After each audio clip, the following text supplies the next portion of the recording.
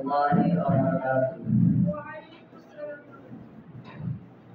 إن الحمد لله وحده، الصلاة والسلام على من لا نبي بعده. أما بعد، أعوذ بالله من الشيطان الرجيم. بسم الله الرحمن الرحيم. قل سيروا في الأرض فانظروا كيف كان عاقبة المكذبين.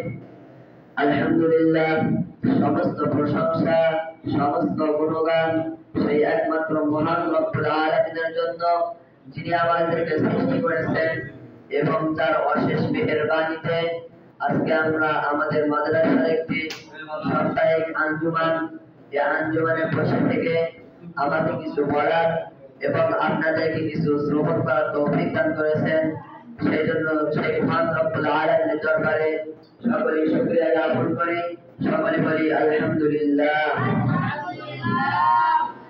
আমাদের প্রিয় নবী, আমাদের প্রিয় রাসূল মুহাম্মদ মুস্তাফা, সকলে বলি সাল্লাল্লাহু আলাইহি ওয়াসাল্লাম।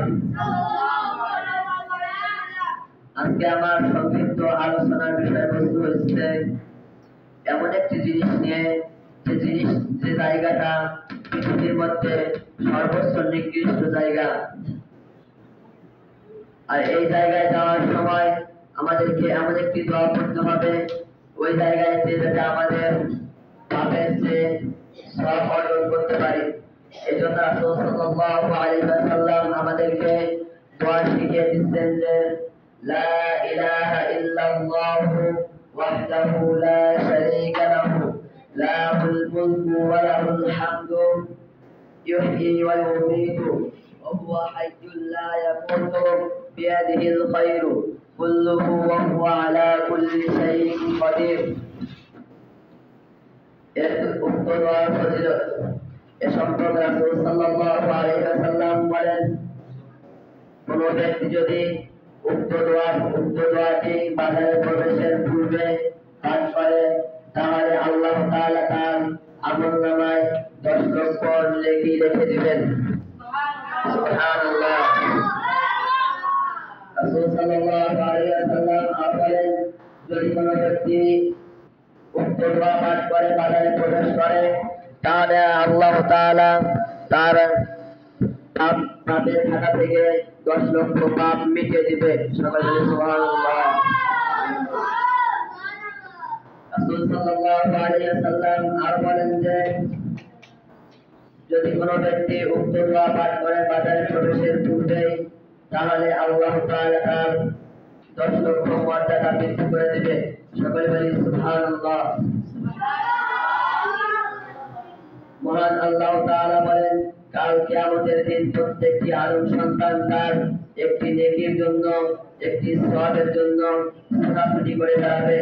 ওই রকম করে ছোটাছুটি করবে যেরকম পঙ্গপাল তার নিজের খাদ্যর জন্য, তার নিজের ক্ষুধার জন্য সে ছুটে বেড়ায়, ওই রকম করে কাল কিয়ামতের দিন প্রত্যেকটি আদম সন্তান ছুটে বেড়াবে তার একটি নেকির জন্য, তার একটি সওয়াবের জন্য। তাই আসুন, আমরা যখন বাজারে প্রবেশ করব, উক্ত দোয়া পাঠ করব।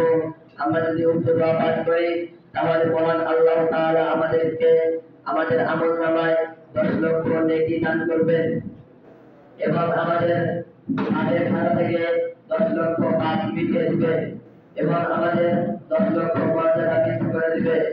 আসুন, আমরা যদি এই দোয়া পাঠ করি, তাহলে হয়তো আমরা এই দোয়ার কারণে ওসিলায় আমরা জান্নাতের মধ্যে প্রবেশ করতে পারবো। সকলে বলি আল্লাহুম্মা আমিন।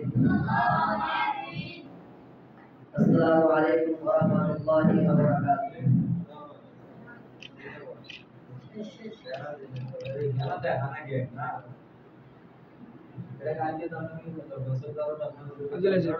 আব্দুল আজিজ